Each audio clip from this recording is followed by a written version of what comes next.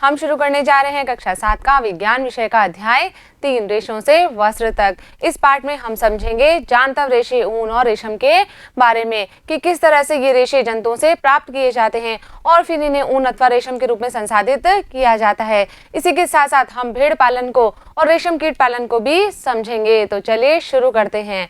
बच्चों, हम सभी अपने दैनिक जीवन में अनेक प्रकार के वस्त्र काम में लेते हैं। ये वस्त्र किसके बने होते हैं? ये विभिन्न प्रकार के रेशों से बने होते हैं, जैसे कि ऊन और रेशम। तो बच्चों, ये जो ऊन और रेशम है ये हमें किससे प्राप्त होते हैं?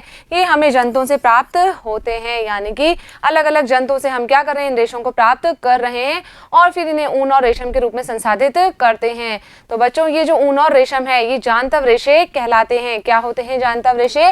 वे रेशे जो हमें जंतुओं जैसे कि भेड़ या रेशम कीट से प्राप्त होते हैं क्या कहलाते हैं?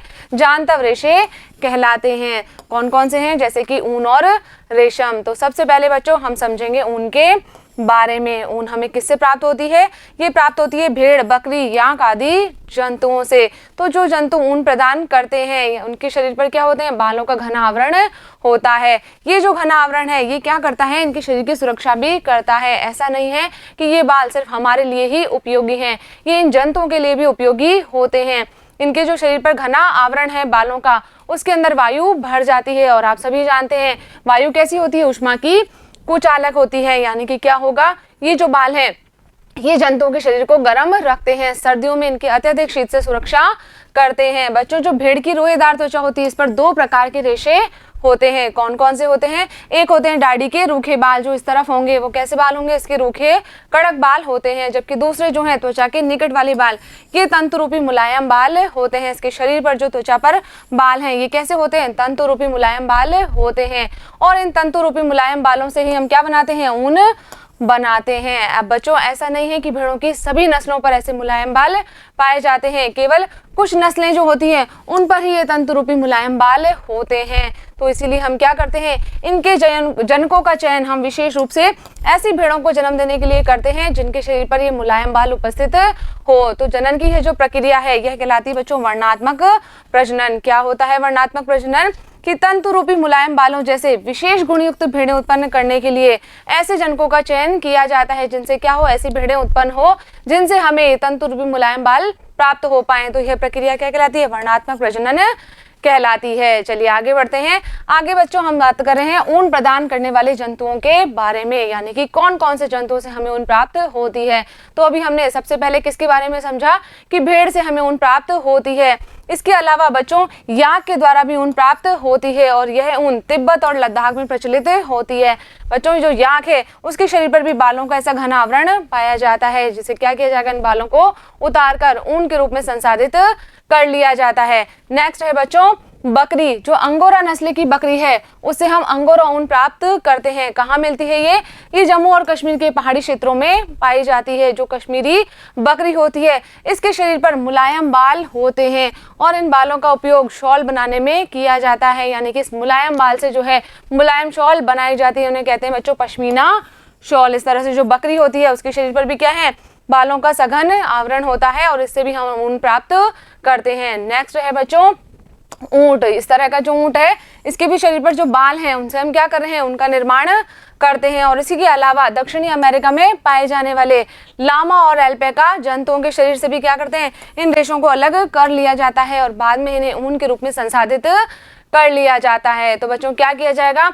ये जो जंतु हैं इनके शरीर पर जो बाल आ रहे हैं उन्हें हटा लिया जाता है और फिर इनसे ऊन तैयार की जाती है। तो किस तरह से हम रेशों से ऊन तक का निर्माण करते हैं? क्या करेंगे बच्चों? सबसे पहले इन जंतुओं को पाला जाएगा और फिर इनके शरीर पर जो बाल हैं उन्हें काटकर संसाधित कर लिया जाता है और उनका निर्माण होता है। तो अब सबसे पहले हमें क्या करना पड़ेगा? इन जंतुओं को पालना पड़ेगा। तो यदि हमें भेड़ से ऊन प्राप्त करनी है तो हम क्या करेंगे? भेड़ का पालन करेंगे और उसका प्रजनन करेंगे। तो हमारे देश में अनेक स्थानों जैसे कि जम्मू कश्मीर, हिमाचल प्रदेश, उत्तराखंड, अरुणाचल प्रदेश, इसके अलावा सिक्किम के पहाड़ी क्षेत्र और पंजाब, हरियाणा, राजस्थान और गुजरात के जो मैदानी क्षेत्र हैं वहां पर बड़े पैमाने पर ऊन प्राप्त करने के लिए इन जंतुओं को पाला जाता है, भेड़ बकरियों का पालन किया जाता है। अब किस तरह से हमें ये ऊन प्राप्त होती है उसको समझेंगे। तो बच्चों, भेड़ का सबसे पहले हम क्या करेंगे, पालन करेंगे, यानी कि उसके हमें खान पान का ध्यान रखना है, उसकी देखभाल करनी है। तो भेड़ जो है वो शाकाहारी जंतु होती है और क्या खाती है, घास और पत्तियां पसंद करती है। इसके अलावा जो भेड़ पालक होते हैं ये इन्हें इस हरे चारे के अलावा दालें, मक्का, ज्वार, खली या फिर खनिज लवण भी खिलाते हैं, जिससे भेड़ें क्या होती है, हष्ट पुष्ट होती है और इनके शरीर पर बालों की घनी वृद्धि होती है। सर्दियों के दिनों में इन भेड़ों को घरों के अंदर रखा जाता है और इन्हें पत्तियां, अनाज और सूखा चारा खिलाया जाता है, यानी कि ये भेड़ पालक पूरी तरह से इनकी देखरेख करते हैं, इनके खान पान का विशेष ध्यान रखते हैं। अब भेड़ों की जो अलग अलग नस्लें होती है उनसे हमें जो ऊन प्राप्त होती है वो गुणवत्ता में अलग अलग होती है। कौन कौन सी होती है उसको समझते हैं।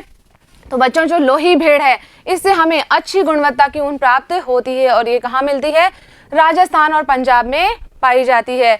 इसके अलावा रामपुर बुशैर भेड़ ये कैसी ऊन प्रदान करती है, भूरी ऊन प्रदान करती है। कहाँ मिलेगी ये, उत्तर प्रदेश और हिमाचल प्रदेश में। नेक्स्ट है नाली, जिसे नली भी कहते हैं, और इस भेड़ से जो ऊन प्राप्त हो रही है वो किस में काम में ली जाती है, गलीचे निर्माण में। ये भेड़ मिलती है राजस्थान, हरियाणा और पंजाब में। नेक्स्ट है भाकरवाल भेड़, इससे जो ऊन प्राप्त होगी उससे ऊनी शॉलें बनाई जाती है और ये भेड़ कहाँ मिलती है, जम्मू और कश्मीर में। इसके अलावा बच्चों, हमने पढ़ा था कि जो कश्मीरी भेड़ है उससे जो हमें ऊन प्राप्त हो रही है उसे हम पश्मीना शॉल भी बनाते हैं। नेक्स्ट है मारवाड़ी, तो ये जो मारवाड़ी भेड़ है इससे हमें मोटी और रुक्ष ऊन प्राप्त होती है और कहाँ मिलती है, ये गुजरात में मिलती है। नेक्स्ट है पाटनवाड़ी, तो पाटनवाड़ी भेड़ से जो ऊन प्राप्त होती है वो हौजरी के लिए उपयुक्त होती है और यह भेड़ भी कहाँ मिलती है, गुजरात में मिलती है। तो बच्चों, जब इन भेड़ों के ऊपर बालों का घनी वृद्धि हो जाएगी, सघन आवरण आ जाएगा, तो क्या किया जाता है, ऊन प्राप्त करने के लिए इन बालों को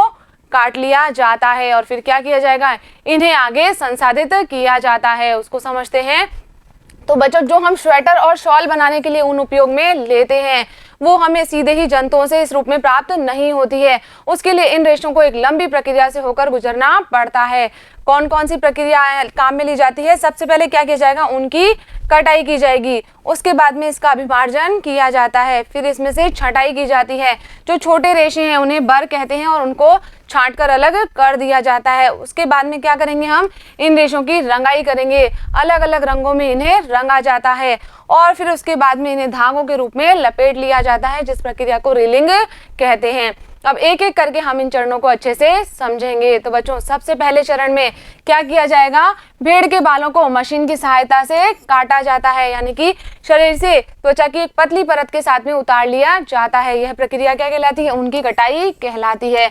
और ये उनकी कटाई कब की जाएगी, गर्मियों के मौसम में की जाएगी, जिससे क्या होगा बच्चों कि यदि भेड़ के शरीर पर बालों का आवरण नहीं होगा, सुरक्षात्मक परत नहीं होगी, तो भी उसे क्या है, ठंड का एहसास नहीं होगा। यदि हमने सर्दियों में इन बालों को हटाया है तो भेड़ को क्या लगेगी, सर्दी ज्यादा लगेगी, उस ठंड को भेड़ सहन नहीं कर पाएगी। तो इसीलिए कटाई कब कर रहे हैं, गर्मी के मौसम में इन बालों की कटाई की जाती है। चित्र में देखिए, इस तरह से व्यक्ति क्या कर रहा है, भेड़ के शरीर से इन बालों को अलग कर रहा है। बच्चों, जब भेड़ के शरीर से इन बालों को हटाया जाता है तो उस समय ये भेड़ को कोई विशेष कष्ट या दर्द नहीं होता है, यानी कि ऐसा नहीं है कि जब हम बालों की कटाई कर रहे हैं तो भेड़ को उस समय कष्ट का अनुभव होता हो। क्यों नहीं होता है, क्योंकि त्वचा की सबसे ऊपर वाली जो परत होती है हिमनद कोशिकाओं की बनी होती है, तो जब उस परत को हटाते हैं तो उन्हें दर्द का अनुभव नहीं होता है।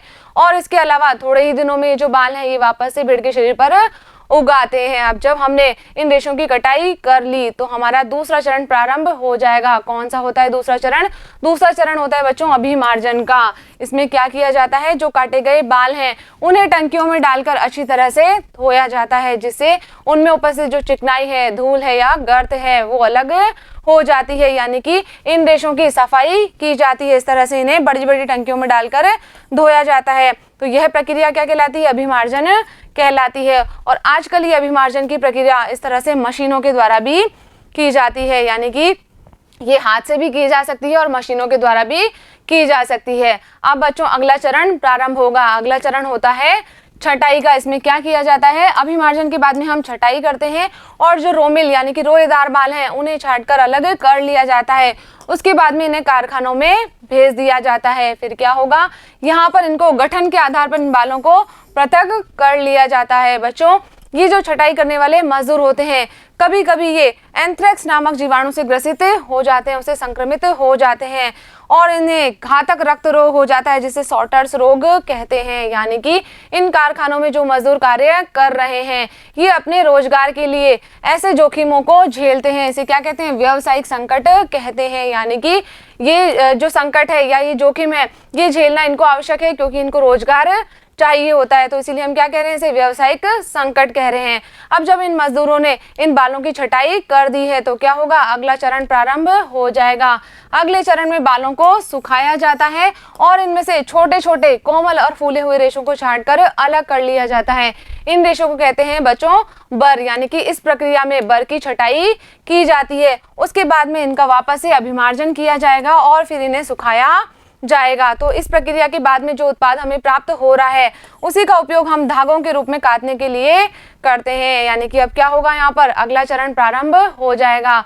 अगले चरण में क्या करेंगे, इन रेशों की विभिन्न रंगों में रंगाई की जाती है, यानी कि अलग अलग रंगों में इन रेशों को रंगा जाता है। अब रंगाई की आवश्यकता हमें क्यों पड़ रही है, क्योंकि जो रेशे हमें भेड़ और बकरी से प्राप्त हुए थे, जो ऊन हमें प्राप्त हुई थी वो काली, भूरी अथवा सफेद होती है, क्योंकि ये भेड़ जो है या बकरी है इनके शरीर पर कैसे बाल होंगे, काले होंगे, सफेद होंगे अथवा भूरे होंगे। और जो हम वस्त्र पहनते हैं उन्हीं वस्त्र वो अलग अलग रंगों के होते हैं। तो क्या किया जाता है, इस प्रक्रिया में इन रेशों को रंगा जाता है। और उसके बाद में सबसे आखिरी जो प्रक्रिया होगी वो क्या होगी, रीलिंग होगी। अंतिम चरण रीलिंग का होता है। इस प्रक्रिया में क्या किया जाता है, रेशों को सीधा करके सुखाया जाता है और फिर इनको लपेटकर इनसे धागा बना लिया जाता है। इस तरह से जो है रीलिंग की प्रक्रिया की जाती है। और जब हमारा धागा तैयार हो गया है तो क्या किया जाएगा, जो लंबे रेशे हैं इन्हें काटकर स्वेटर की ऊन के रूप में इकट्ठा कर लिया जाता है और जो छोटे रेशे हैं इनको काटकर इनसे ऊनी वस्त्र बनाए जाते हैं। ऊनी वस्त्रों को बुनने में इन्हें उपयोग में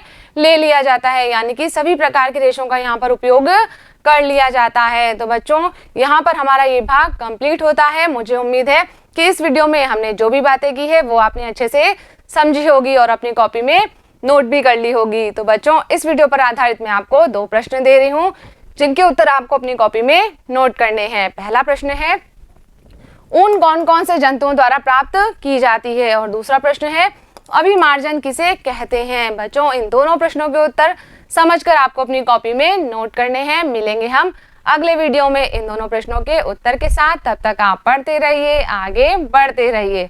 धन्यवाद।